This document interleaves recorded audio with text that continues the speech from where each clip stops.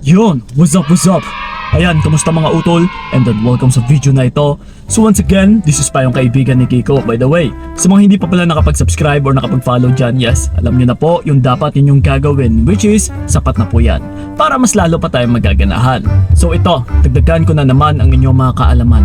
Kasi ito ha, ang magiging topic natin sa video na ito ay nawawala ang respeto ng lalaki sa babae kapag naggagawa mo ito.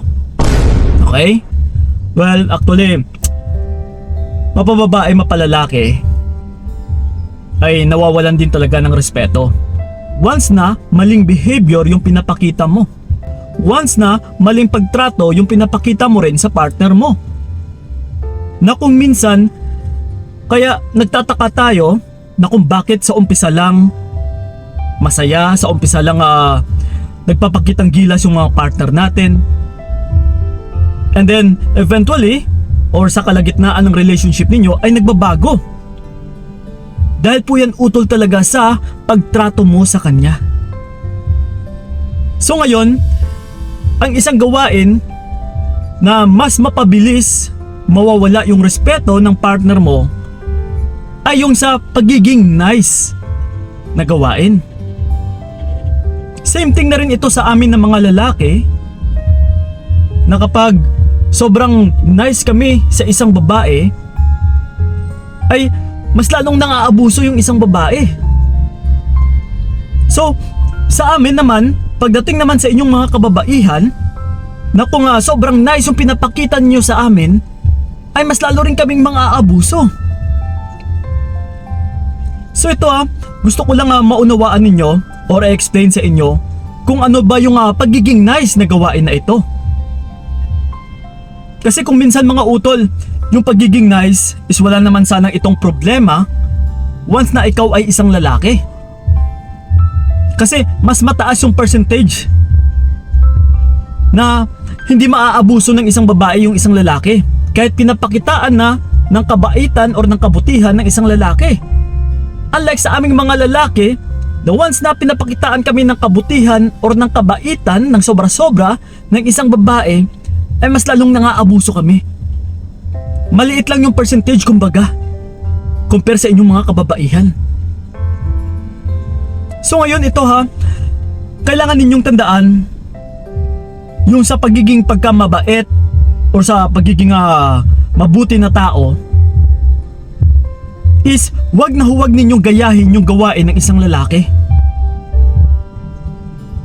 Kasi nature talaga ng lalaki na magpapakita na being nice sa isang babae. Na ipapakita yung kabutihan. Lalong-lalo na sa stage na nanliligaw pa lang yung isang lalaki. Yes. Talagang ipapakita lahat-lahat ng isang lalaki yung kabutihan. Para maturingan o makikilala din siya ng isang babae na isang mabait na lalaki.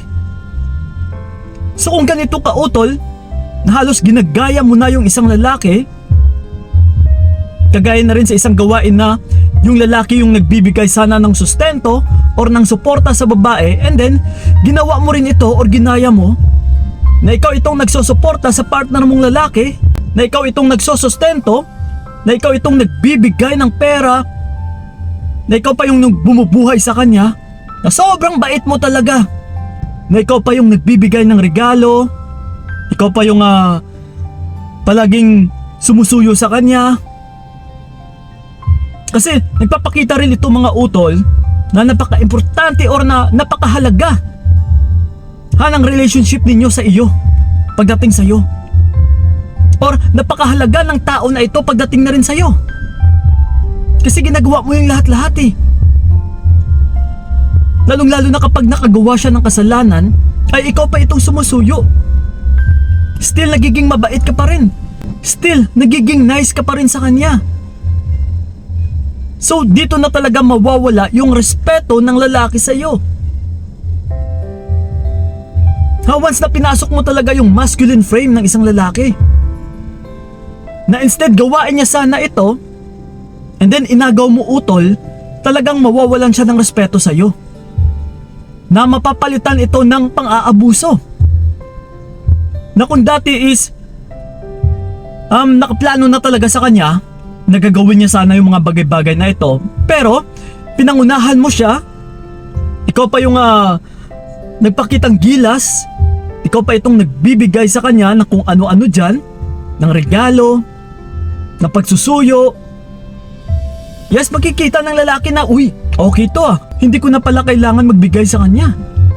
Hindi ko na pala kailangan sumuyo din sa kanya.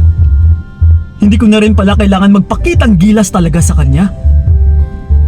Kasi ginagawa niya na ito para sa akin eh. So ngayon nagagawa niya na. So bakit pa ako magpakandahirap? Bakit ko pa gagawin yung mga bagay na yun?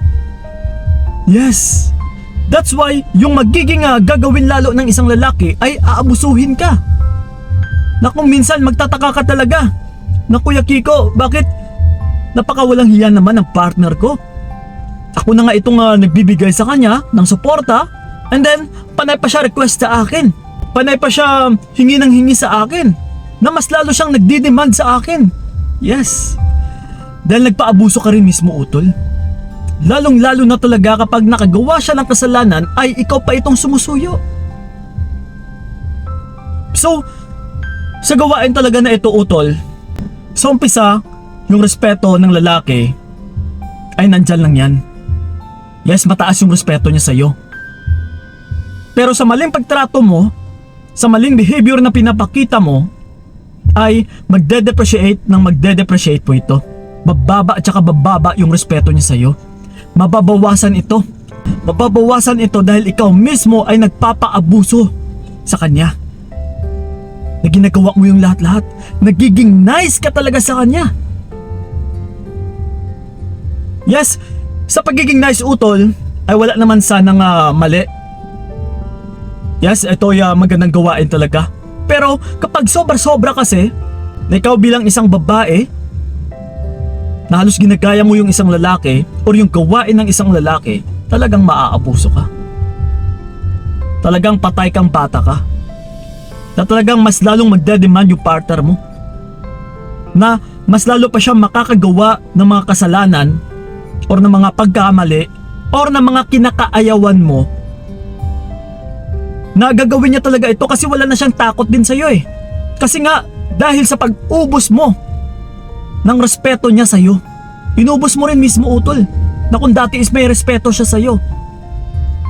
So nawawala ito, padahan-dahan o pakonti-konti dahil sa maling pagtrato mo. Dahil minumuldura mo siya, na mas lalo mo siyang tinotolerate, na mas lalo mo siyang kinukonsinti, na kahit nakagagawa siya ng kasalanan or nakakagawa siya ng mali, ay nandyan ka pa din, bigay todo ka pa rin, nagiging nice ka pa din. Okay? So yung po, utol, ay yung mga gawain na mas lalong mawawala yung respeto ng partner mo. Yes, mapababae, mapalalaki. Pero ganun pa man, pagdating kasi sa aming mga kalalakihan, is mas madali kaming mag-abuso once na pinapakitaan kami ng ganito, ng sobra-sobra ng isang babae. So dapat ay katamtaman lang. Okay? So yun lang po mga utol, sana'y nakatulong talaga yung video na ito. So yun lang po, maraming salamat. So ingat kayo. God bless and babush! Binigay ko lahat para wala kang masama.